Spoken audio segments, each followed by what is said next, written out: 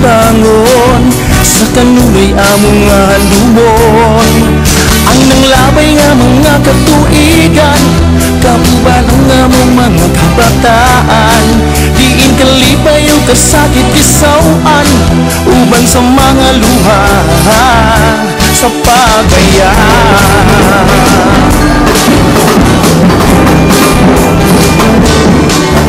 Silip sa pagkabing panganday,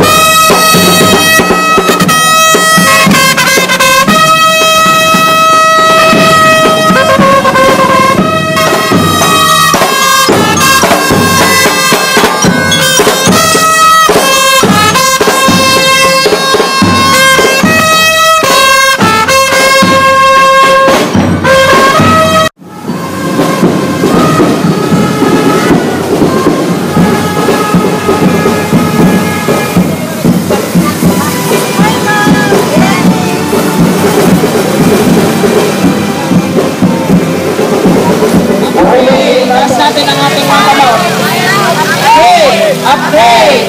Teacher salaries now upgrade! Upgrade! Teacher salaries now upgrade! Upgrade! Teacher salaries now! Ngayon kita karon para manawagan sa atong pagamhanan, lagi na sa atong presidente, nga unta tagaan na niya o prioridad ang atong gipangayo nga salary increase. Dugay na kita nangayo ni Ene. Busa kami niya aron pagpaybalo sa mga naa sa katundanan na kumahimo himuon nilang prioridad para sa atong salary increase. Kining atong salary increase dugay na ni nato nga gipangayo. Sukad pa kaniadtong 2012 gani nahuman na lang ang 15th Congress nga dunay House Bill nga gipasaka ang atong kongresista sa Act Teachers Party List sa pagsaka sa suwalan sa mga nagtutudlo ngadto sa salary grade 15. Bisan pa sa 181 ng mga pirma sa mga kongresista ang maong House Bill na nagyagkotog sa committee level kay wala gyud tagai og importansya sa atong presidente. Busa nahuman na lang ang 15th Congress niya napunta karon sa 16th Congress ngayon napunta og maulan gihapon na suwalan increase from 18,000 to 25,000 sa mga teachers and from 9,000 to 15,000 sa mga non-teaching personnel. Itong isunod si ang gikan pa sa Maynila o naabot gahapon ang National Secretary sa Alliance of Concerned Teachers o Guaylain atong sugaton sa masibang pakpak si Ma'am Franz Castro. Alam niyo po, maglilimang taon na walang increase ang mga teachers. Maglilimang taon na hindi man lang nababanggit kahit nasa SONA o kahit nasaan man ang pagbibigay ng salary increase ng mga teachers. We are all furious by our present administration, by our present government, by neglecting the monetary increment of all teachers in the national level. We are today campaigning, working for this great cause, for the salary increase for all teachers in the national level. And I believe that this campaign can answer all the difference, can answer all the difficulties of all teachers in surviving and living a life in these modern global situations in the country. We are having a lot of difficulties in the economy and all the prices are increasing, and of course with all the calamities, our salaries still freezing. We need to increase. We need to have a strong campaign. And I am encouraging all teachers in the national level to help us pray that the government, the present government, will approve the House Bill to number 245, teachers' salary increase. Let us fight for our rights. So, hip hip! Mabuhay ang mga teachers!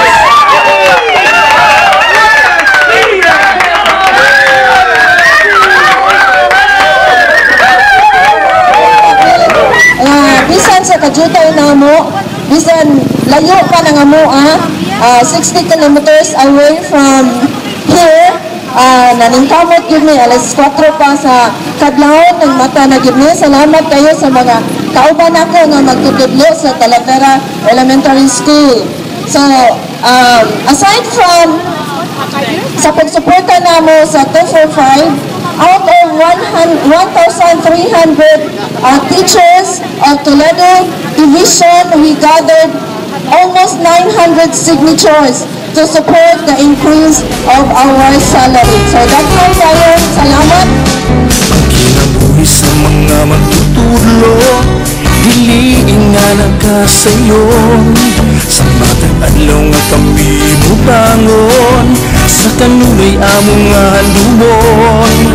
Ang nanglabay nga mga katuigan, kapuban ang among mga kabataan. Diin kalipay o kasakit isawan, uban sa mga luha sa pagaya.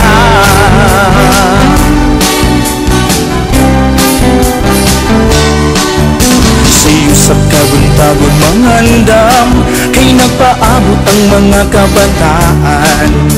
Kakapuyog sakit sa tutulan, dili kini na mo'y sabayan.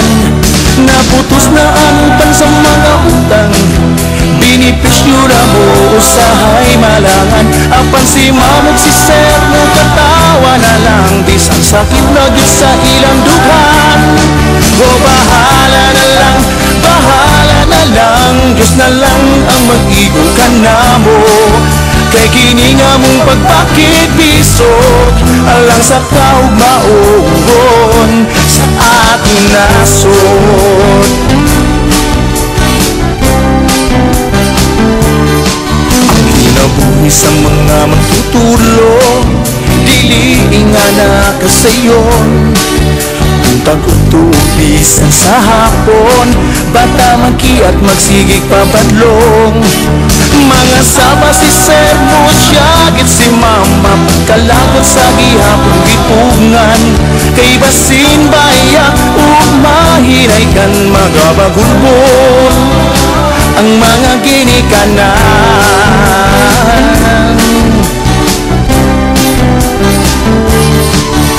Sulod sa kwadradong gawa at tubangan sa mga kabataan. Leksyon matag adlaw ihatag, upang kakapoy kay ipiyong na lang. Ang panguyuning tanan, nagmalipayong kinabong dughan. Dugog singot ang murang gipuhunan, tungurog alang sa mga katawhan. O bahala na lang, bahala na lang, Diyos na lang ang mag-igo ka na mo. Kay kini nga mong pagpakit bisog, alang sa kaugmaon sa ating nasod.